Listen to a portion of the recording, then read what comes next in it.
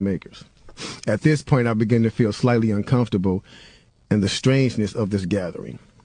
The subject quickly changed as the speaker went on to tell us that the respective companies we represented had invested in a very profitable industry which could become even more rewarding with our active involvement.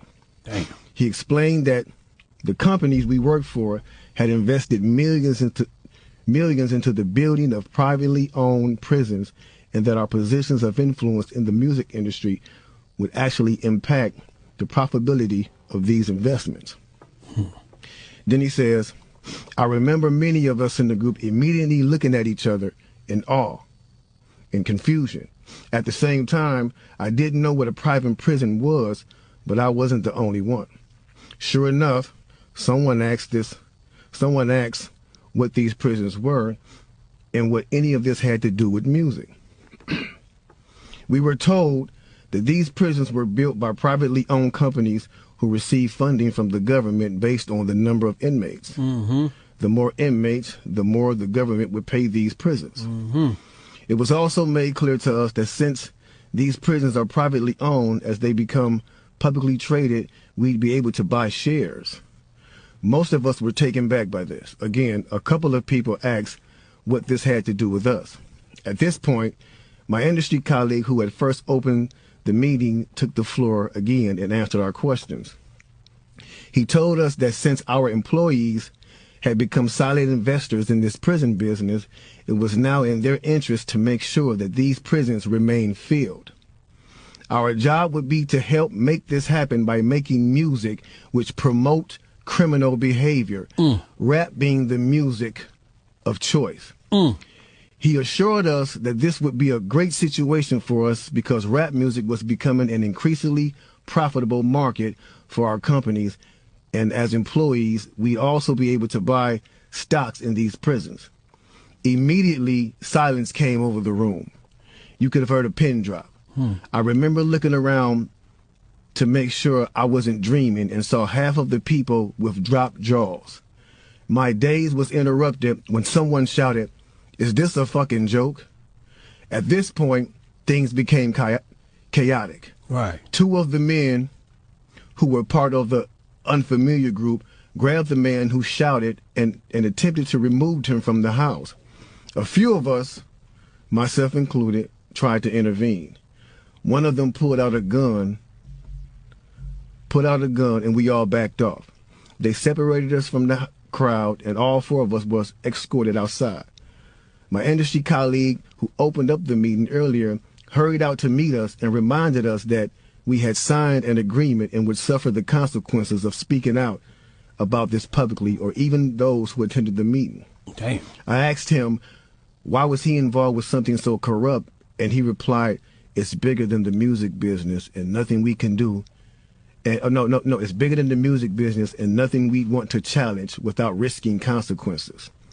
We all protested as we walked back into the house. I remember word for word the last thing he said. It's out of my hands now. Just remember you signed an agreement. He then closed the door behind him. The men rushed us to our car and actually waited until we drove off the property. Damn. So this meeting, bro. Now that's a lot for a meeting right there. Oh yeah, definitely. You know, and this person later on, he said, you know, this person actually ended up leaving the music industry after this happened. A few years after this, he ended up leaving the music industry. Okay. And he'd say he just, like, you know, over the years he just felt guilty because he said as he sat back and he watched these plans come to a reality over 2 decades, he sat back and was like, wow, they really pulled it off. Yeah. They really pulled this off. He was like, they were told not to sign any more political rappers, any more rappers that had messages in their music. No positivity. It was all to be gangster rap music that they promoted and put out. So if you wonder where Brand Nubians went, where Poor Righteous Teachers went, where Public Enemy went, where KRS-One went, and all sorts of groups like that was talking, even Queen Latifah and Moni Love and those, you know what I'm saying?